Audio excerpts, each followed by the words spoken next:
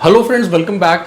अगर आप यूरोप में माइग्रेट होना चाहते हैं, स्पेशली एम्प्लॉयमेंट के पर्सपेक्टिव से, लॉन्ग रन में हो सकता है आपका प्लानिंग हो वहाँ पर पीआर लेने का, सेटल होने का, yes that is possible. But अगर आप जेन्युइनली इंडिया से माइग्रेट होना चाहते हैं किसी भी यूरोपियन कंट्री में ऑन एम्प्लॉयमेंट, वर्क परमिट और visa, then this blog is for you. Guys, my name is Lalit Bhadauria and I am founder of Contra Mentors. पिछले कई सालों में हमने कई 100 कैंडिडेट्स को वर्ल्ड वाइड मेंटोर किया है। आप यूट्यूब पर जाकर हमारी सक्सेस स्टोरीज को चेक कर सकते हैं, हमारी वेबसाइट को भी आप चेक कर सकते हैं। सबसे बड़ी बात, कॉन्ट्रा मेंटर्स जो है भारत सरकार विदेश मंत्रालय से रजिस्टर्ड ओवरसीज प्लेसमेंट एजेंसी है दोस्तों। साथ ही साथ हम लोग दुबई, यूएई में भी रजिस्टर्ड हैं। नाउ जो कोर टॉपिक है इस ब्लॉग का वो ये है कि अगर आप माइग्रेट होना चाहते हैं यूरोप में तो किन कंट्रीज़ पर आपको अपना फोकस रखना चाहिए। ये ब्लॉग मैं शूट कर रहा हूँ अक्टूबर 2023 में, राइट। तो फ्रेंड्स, अगर बात की जाए शेंगन कंट्रीज़ की तो सबसे नंबर 1 पर मैं रखूँगा क्रोएशिया पर। हालांकि क्रोएशिया ने रिसेंटली ज्वाइन किया है शेंगन, जनवरी 2023, बट क्रोएशिया में हमने देखा कि बहुत अच्छे डेवलपमेंट्स हो रहे हैं, जैसे कि वहाँ पर वेजेस अप हो रही हैं, यूरो को उन्होंने एक्सेप्ट किया है, राइट। नाउ लैंग्वेज के भी इतने कोई बैरियर्स नहीं हैं, visa success rate is quite high. So Croatia आपका जो है एक चॉइस होना चाहिए, one of the best choices if you want to migrate to a Schengen country, right. Now second option आप रख सकते हैं ग्रीस को, सिंपली बिकॉज ग्रीस का जो प्रोसेस होता है काफ़ी क्विक होता है। ग्रीस का भी जो वीज़ा सक्सेस रेट है काफ़ी अच्छा है। Now again, just like Croatia, Greece is also a Schengen country as well as it is a member of European union.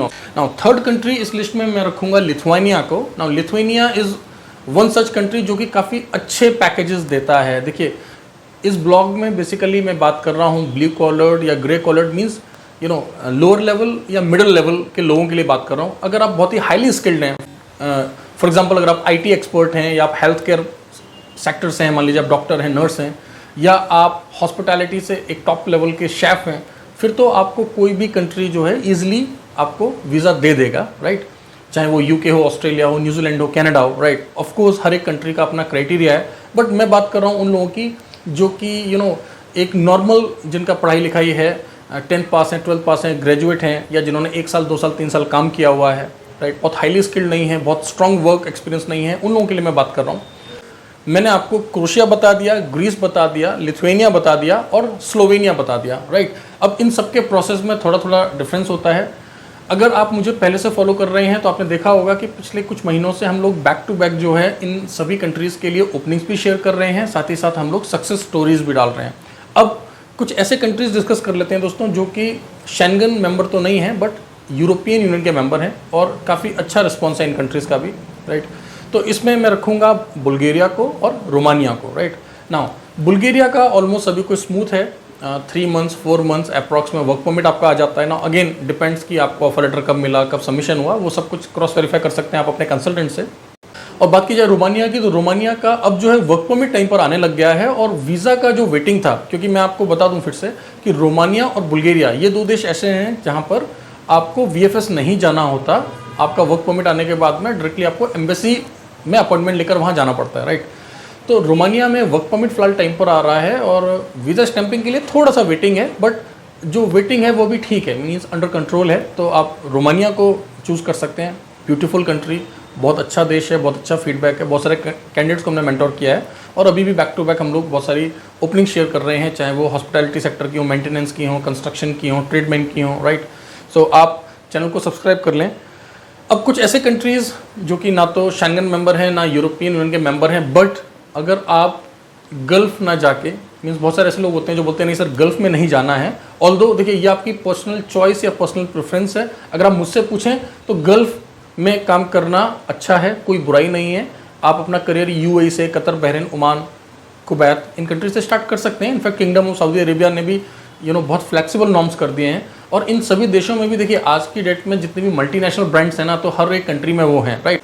बाहर माइग्रेट होने से पहले बस आपने कुछ की पॉइंट्स का ध्यान रखना है दोस्तों, चाहे आप गल्फ में माइग्रेट कर रहे हो। फ्रेंड्स, कुछ ऐसे कंट्रीज़ जो कि यूरोप में हैं, बट राइट नाउ ना तो वो यूरोपियन यूनियन के मेंबर हैं, ना ही शेंगन कंट्रीज़ हैं।